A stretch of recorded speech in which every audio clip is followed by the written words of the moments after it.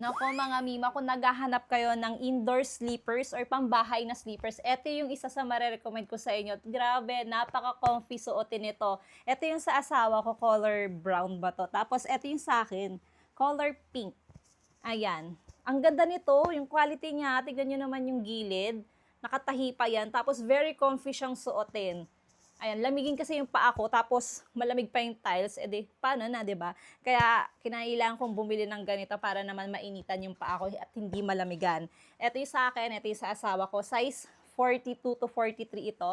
And meron pa tong ibang available na sizes na pwede niyong pagpilian. Grabe, very comfy talaga siyang suotin mga mima. Ayan, no, kita ba sa video? Ayan, color pink. Ang ganda. Meron pa itong ibang available na color. For sure na matutuwa kayo dito kasi sobrang lambot niya and comfy. Comfortable siyang suotin mga mima. Ayan, napaka-cute pa ng kanyang design and mga color. Kaya kung naghahanap kayo ng indoor sleepers or pambahay na sleepers, eto mga mima, go na.